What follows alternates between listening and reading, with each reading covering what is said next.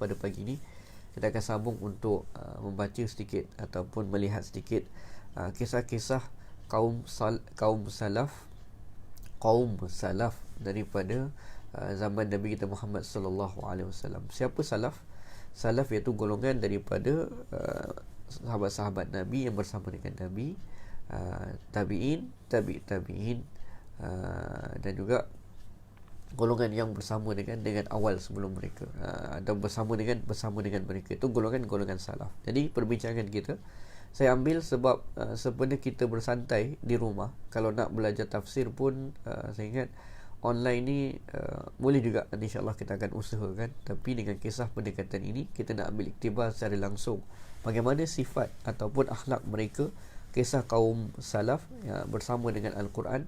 Semalam kita lompat satu sahabat Nabi, iaitu khalifah yang kedua dalam Islam, kisah Amirul Mukminin, yang mana kisah Amirul Mukminin saya kaitkan dengan kisah surah Al-Haqqah.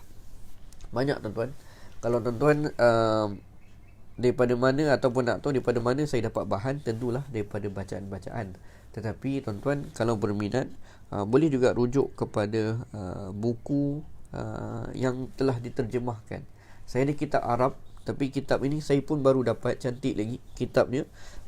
Kisah daripada kaum salaf bersama Al-Quran, Dr. Badar bin Nasir Al-Badar. Ini dia punya bahasa Melayu dia. Kalau terbalik, tak apalah, nanti saya cuba type message ataupun type di ruangan komen. Kisah dia tulis ini, kisah kaum salaf bersama dengan Al-Quran. Okey, baik. Okeylah, boleh kita mulakan. InsyaAllah pada pagi ini ada beberapa perbincangan kita berkaitan dengan kisah kita ataupun tema kita pada pagi ini. Yang pertama iaitu kita akan melihat Yang pertama kita akan melihat tentang diri Abu Bakar As-Siddiq dan biodatanya, kemudian kaitan-kaitannya dengan ayat-ayat Al-Quran. Ada kaitan kisah dalam Al-Quran, di antaranya surah Al-Lail, yang menceritakan ataupun kebanyakan yang berpendapat bahawa ada beberapa ayat dalam surah tersebut berkenaan dengan Abu Bakar As-Siddiq. Dan juga mungkin satu kisah yang saya tak pasti tuan-tuan pernah dengar ataupun tidak, iaitu Abu Bakar As-Siddiq berkenaan dengan surah Ar-Rum, yang mana Abu Bakar As-Siddiq pernah bertaruh dengan kaum Quraisy, orang-orang kafir musyrikin, dengan ada kaitan dengan surah Rum yang diturunkan oleh Allah Subhanahu wa taala kepada baginda Nabi kita Muhammad sallallahu alaihi wasallam ketika Nabi berada di Mekah. Jadi surah itu surah Makkiyah. Baik. Waalaikumsalam warahmatullahi Ghazali. Lama tak jumpa. Okey. Baik. InsyaAllah tuan-tuan, kita akan sambung ataupun akan teruskan perbincangan kita. Baik, sebelum kita pergi kepada kisah Abu Bakar As-Siddiq, bersama kita ulang kaji untuk kita mengenal siapakah Abu Bakar As-Siddiq ni. Abu Bakar As-Siddiq, nama Arabnya, bahasa Arabnya Abu Bakar As-Siddiq, iaitu khalifah pertama orang-orang Islam, Amir Mukminin, iaitu khalifah orang-orang Islam yang pertama daripada tahun 632 hingga 634 Masihi sahaja. Sekejap aja, 2 tahun ya, dia menjadi khalifah. Ustaz, 2 tahun saja dia menjadi khalifah, Abu Bakar As-Siddiq. Dan pada masa tersebut, Abu Bakar As-Siddiq ketika menjadi seorang khalifah bagi orang-orang Islam, di peringkat awal dalam masa 2 tahun itu, kita kata apa, fokus ataupun kesibukan Abu Bakar As-Siddiq berkaitan dengan peristiwa orang-orang yang murtad ataupun memerangi golongan-golongan riddah, dia panggil, memerangi orang-orang yang murtad.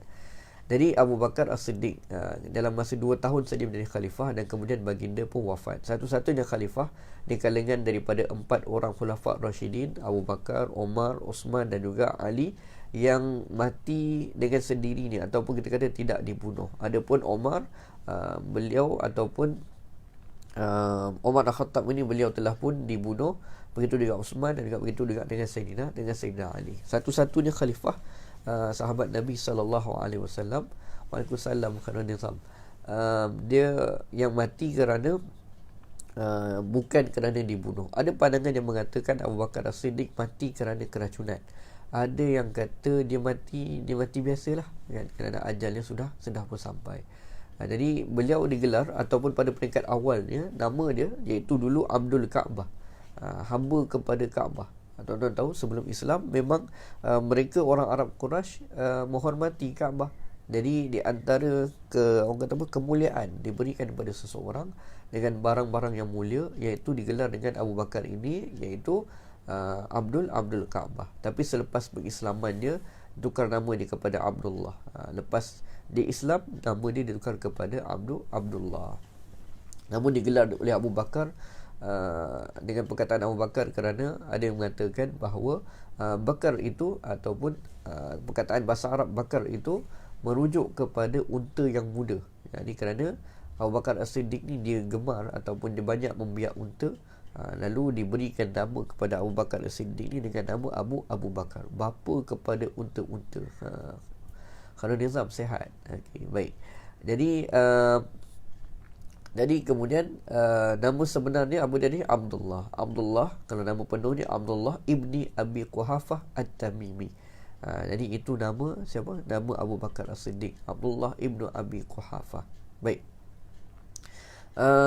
Seterusnya kita masuk beberapa kisah Abu Bakar As-Siddiq dengan Al-Quran. Antaranya tuan-tuan, kalau kita lihat dalam surah Al-Lail, surah Al-Lail ini surah yang ke-92 dalam turutan Al-Quran. Ada juga pandangan-pandangan kalau kita baca tafsir menurut ataupun menunjukkan kepada kita iaitu Abu Bakar As-Siddiq ni ada disebut kisah dia dalam surah Al-Lail.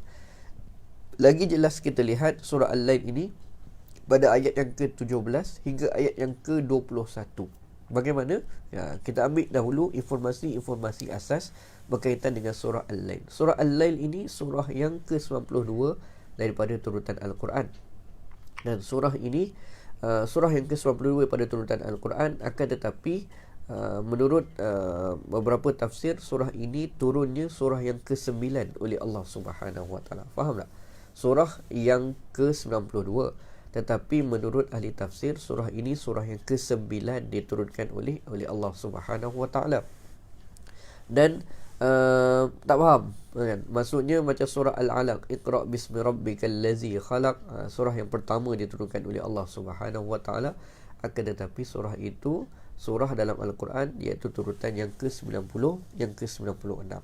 Jadi surah Al-Lail surah yang ke-92 tetapi diturunkan oleh Allah surah yang ke-9. Ada riwayat yang banyak mengatakan surah ini turun ketika saat orang-orang Islam sedang berada di musim penindasan, lebih kurang tahun ke-4, tahun ke-5, tahun ke-6 kenabian Nabi kita Muhammad sallallahu alaihi wasallam. Surah ini ada banyak pandangan mengatakan surah yang turun ketika berlakunya penindasan terhadap orang-orang Islam secara fizikal.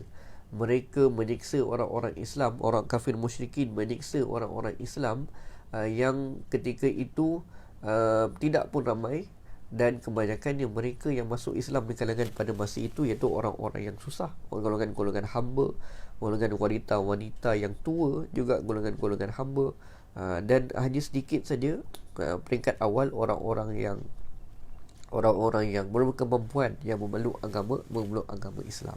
Jadi pada saat sedang banyaknya berlaku penindasan kepada orang-orang Islam ketika itu, maka tidak kurang ramai golongan-golongan hamba yang diseksa oleh tuan-tuan mereka sendiri. Jadi berlakulah beberapa beberapa penyiksaan yang keras. Abu Bakar As-Siddiq ketika zaman penindasan tersebut, beliau bersama dengan Nabi SAW, dan Nabi juga memberikan arahan atau memberikan galakan kepada Abu Bakar As-Siddiq agar sekiranya mampu dapat membebaskan orang-orang Islam yang diseksa tersebut. Jadi bila dalam surah Al-Lail ni ketika ayat yang ke-17 ada lain Nabi SAW memuji iman Abu Bakar As-Siddiq pula. Dia kata apa? Dia memuji Abu Bakar As-Siddiq. Dia kata, wahai sekalian para sahabat, mafhum lebih kurang bunyinya, jikalah dibanding iman Abu Bakar As-Siddiq dengan iman kalian, maka iman Abu Bakar As-Siddiq jauh lebih hebat lagi. Siapa? Iman pada masa tersebut ada iman Umar Al-Khattab, ada Uthman, ada Ali bin Abi Talib. Tapi Abu Bakar As-Siddiq, iman dia iman yang dikatakan lebih lagi daripada seluruh sahabat yang ada pada zaman Nabi kita Muhammad sallallahu alaihi wasallam. Kalau dibandingkan iman pada zaman hari ini, wallahu alam, tentulah lebih jauh lagi kan. Baik. Jadi kisah berkenaan dengan Al-Azqa dalam surah Al-Lail ayat yang ke-17 dikisahkan bahawa Abu Bakar As-Siddiq membeli Bilal bin Rabah daripada Umayyah ibn Khalaf dan Ubay ibn Khalaf, dua pasangan adik-beradik yang ada hamba. Umayyah ibn Khalaf dan Ubay ibn Khalaf, dia beli Bilal bin Rabah, padahal tak ada kaitan dengan dia, tak ada kaitan dengan dirinya. Dia membeli Bilal bin Rabah. Dia beli dengan dalam tafsir menyebutkan dia beli dengan 10 uqiyah emas, timbangan dia seberat 40 dirham. Lalu Abu Bakar membebaskan Bilal dan mengharapkan keredaan Allah Subhanahu wa taala. Bahkan ketika membebaskan Bilal tersebut, Umayyah ibn Khalaf dan Ubay ibn Khalaf dia minta selendang ataupun kain penutup kepala Abu Bakar As-Siddiq. Dan bagi orang Arab, tuan-tuan, kita kena tahu bahawa kemuliaan mereka adalah mahkota mereka pada selendang tersebut. Jadi kalau kita lihat pergi negara orang Arab kan, mereka punya majlis dan sebagainya, kita tengok orang Arab ni majlis dia pakai selendang tutup kepala mereka. Jadi mereka tahu bahawa itu satu bentuk kemuliaan. Abu Bakar As-Siddiq orang yang mulia, orang yang besar, pengaruhnya yang berada di kota Mekah, keluar rumah dengan cantik pakai selendang. Ketika membebaskan Bilal, apa yang berlaku? Umayyah ibn Khalaf dan Ubay ibn Khalaf tadi, dia minta bahawa selendang itu pun diberikan kepada mereka sebagai tukar ganti untuk membebaskan Bilal bin Rabah tadi. Jadi ada yang mengatakan Al-Azqa ini, iaitu Abu Bakar As-Siddiq yang sanggup memberikan 10 uqiyah emas yang banyak, dan memberikan selendang kemuliaan dia ataupun mahkota dia untuk diberikan kepada Ubay ibn Khalaf dan Umayyah ibn Khalaf bagi membebaskan Bilal. Jadi ada yang mengatakan Al-Azqa itu merujuk kepada Abu Bakar As-Siddiq, bagaimana sanggup dia memerdekakan hamba dan juga menyerahkan rasa ataupun menyerahkan simbolik kepada maruah dia kepada Umayyah dan juga Ubay ibn Khalaf tadi. Ada kisah yang lain yang mengatakan bahawa Abu Bakar As-Siddiq memerdekakan hamba-hamba di Mekah. Dia juga membebaskan hamba-hamba perempuan yang sudah tua. Dia bebaskan hamba perempuan yang sudah tua apabila mereka memeluk Islam. Jadi dia bebaskan wanita-wanita yang tua apabila memeluk Islam. Sampailah ayah kepada Abu Bakar As-Siddiq ni ayah kepada Abu Bakar As-Siddiq, dia melihat perbuatan si Abu Bakar tadi. Ayah dia tidak Islam, tapi ayah dia berkata kepada Abu Bakar As-Siddiq, "Wahai anakku, aku melihat engkau memerdekakan hamba yang lemah." "Kenapa memerdekakan hamba yang lemah?" ayah dia tanya. Ayah ni nak bagi pandangan. Dia kata, mungkin ayah ni orang tua, ayah nak beritahu, kenapa kamu merdekakan hamba yang lemah? Kenapa engkau tidak membebaskan hamba-hamba lelaki yang kuat, akan dapat membantumu? Kata ayah dia, dapat membela, dapat melindungimu, wahai Abu Bakar. Tapi kata Abu Bakar apa? "Wahai ayahku, aku hanya menginginkan apa yang ada di sisi Allah Subhanahu wa taala." Kata Abdullah ibn Zubair berkata, sebahagian keluarga dia mengatakan bahawa ayat ini ataupun surah ini diturunkan kepada Abu Bakar As-Siddiq. Surah Al-Lail. Sebab itu kalau kita lihat Al-Azqa ini, kebanyakan para ahli tafsir merujuk kepada Abu Bakar As-Siddiq ada sifat dermawan dia yang hanya mengharapkan keredaan Allah Subhanahu wa taala. Sebab itu di hujung daripada surah Al-Lail itu, kita lihat ada satu ayat yang mirip kepada perbuatan Abu Bakar ini, iaitu illa ibtigha'a wajhi rabbihil a'la. Buat sesuatu hanya mengharapkan pandangan daripada Allah Subhanahu wa taala. Siapa? Abu Bakar As-Siddiq. Baik. Itu kisah yang pertama, iaitu kisah yang mengatakan ayat ini ada kaitan dengan Abu Bakar As-Siddiq daripada surah Al-Lail. Siapakah orang yang Al-Atqa disebutkan dalam surah Al-Lail, iaitu ayat yang ke-17 tadi, iaitu kebanyakan ahli tafsir menyebutkan itu adalah siapa? Abu Bakar As-Siddiq. Yang kedua, kisah Abu Bakar juga berkaitan dengan Al-Quran, ada terdapat dalam surah Rum.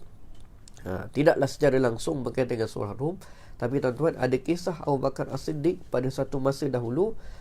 Beliau telah pun bertaruh setelah turunnya surah Rum oleh Allah Subhanahu wa taala kepada Nabi kita Muhammad sallallahu alaihi wasallam.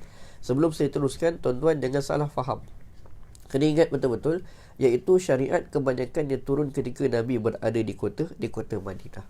Ketika berada di Mekah, kita tahu syariat masih lagi tidak banyak Jadi taruhan tidak boleh berlaku, ataupun tidak boleh kita bertaruh. Pada hari ini haram untuk kita bertaruh, iaitu judi.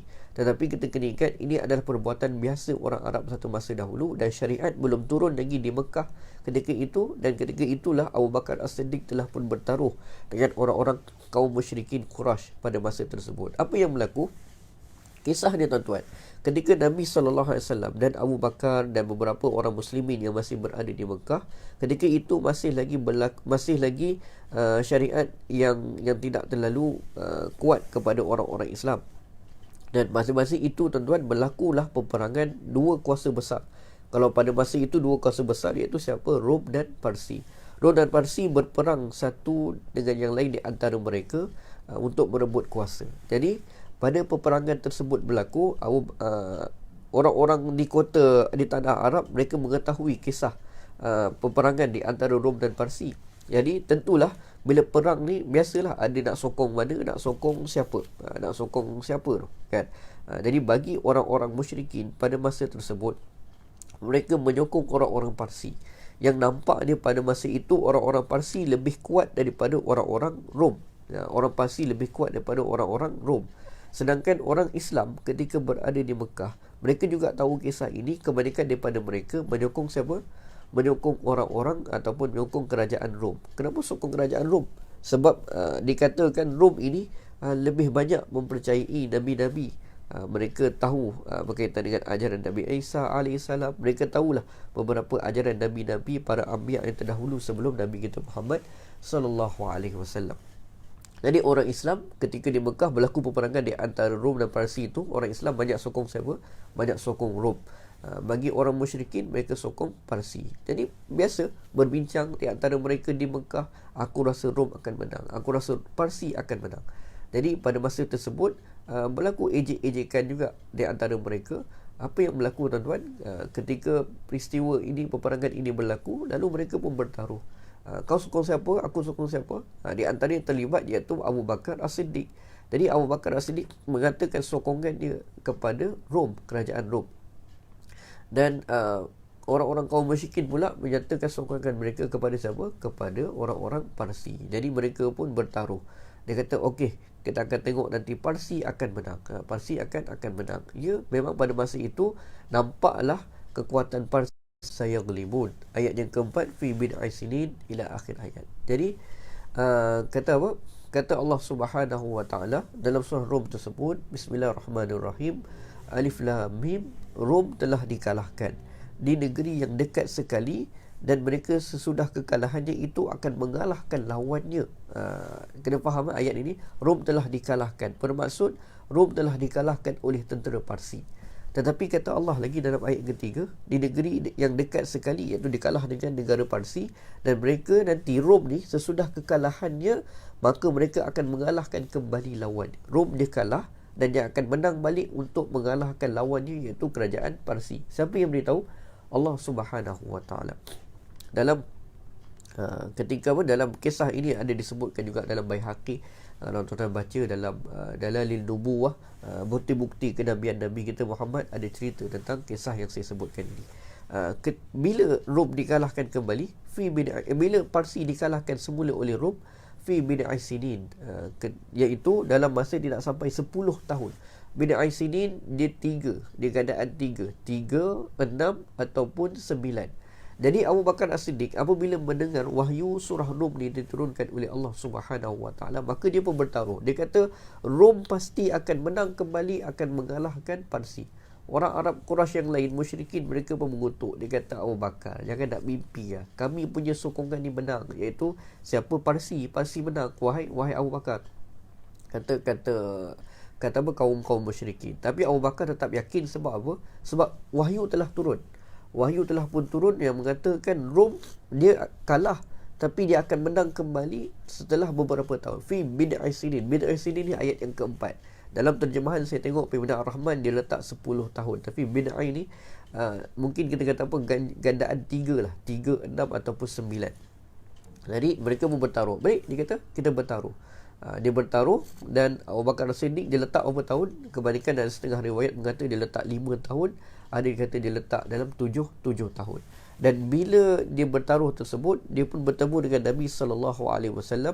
Nabi, dia berceritakan kepada Nabi, "Ya Rasulullah, aku bertaruh dengan orang musyrikin, yang mana mereka mengatakan Parsi menang. Aku katakan nanti Rom pasti akan menang kembali, kerana aku yakin dengan wahyu daripada Allah Subhanahu Wa Taala." Lalu Nabi bertanya, "Kamu bertaruh berapa tahun?" "Aku letak 5 tahun. Nanti Rom pasti akan menang kembali." Lalu Nabi kata, "Kenapa kamu tidak meletak 10 kurang 1? Bid'ah sinin. Kenapa kamu tak letak 9 tahun?" Kata Nabi kepada siapa? Kepada Abu Bakar As-Siddiq. Tapi dah bertaruh, nak buat macam mana? Kan dah letak pun taruhan tersebut. Ada orang-orang muslimin yang lain, orang Islam yang lain. Tapi tuan-tuan kena ingat, saya ulang sekali lagi, ini zaman di Mekah.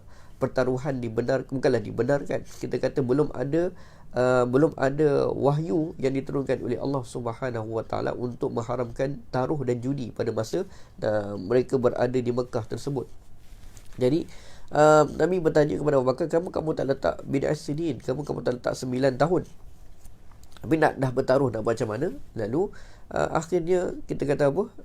Pada tahun yang ke-7 kenabian Nabi, dah bertaruh pun, dah berapa tahun kemudian, masih lagi orang-orang Rom tidak menang ke atas Parsi. Lalu akhirnya dikatakan Abu Bakar As-Siddiq kalahlah pertaruhan tersebut. Akan tetapi bila agaknya Rom kembali menang, orang-orang Islam melihat kebenaran wahyu ini daripada surah Rom ketika mereka sudah berada di kota Madinah. Ada dikatakan ketika Rom menang ke atas Parsi adalah ketika tahun menangnya orang Islam ke atas tentera musyrikin di perang Badar. Jadi Abu Bakar As-Siddiq dia kalahlah dalam pertaruhan tersebut. Kerana apa? Dia meletak 5 tahun. Kalau dia letak betul-betul bid'ah sinin, kalau tuan tengok dalam terjemahan, dia letak berapa tahun? 10 tahun. Tapi lebih, pada pandangan saya, lebih tepat kita katakan pada 9 tahun. Iaitu kembali dia Rom mengalahkan tentera Parsi. Jadi ini kisah di antara kisah yang terbabit dengan sahabat-sahabat Nabi SAW, kaum salaf, berkaitan dengan Al-Quran. Dan kita lihat inilah di antara kisah yang berkaitan dengan Abu Bakar As-Siddiq, iaitu kisahnya bagaimana dia terdapat kisah orang yang paling bertakwa disebut dalam surah Al-Lail, dan kisah pertaruhan Abu Bakar As-Siddiq berkaitan dengan surah Rum.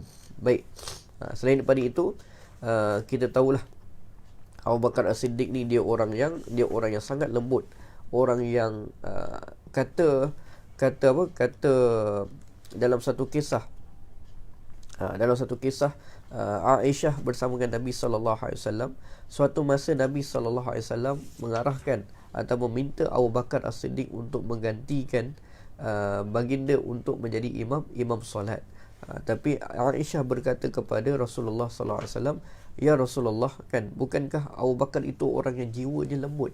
Kalau dia baca Al-Quran pasti dia akan menangis." Itu di antara kisah Abu Bakar As-Siddiq yang kita kata sifat dan juga peribadinya, dan kisah di sebalik ayat-ayat Al-Quran yang memberikan kita gambaran baru ataupun ilmu baru kepada kita daripada kisah-kisah kaum salaf ini. Baik, ingat tuan-tuan, kita pergi pada beberapa pengajaran yang boleh kita ambil.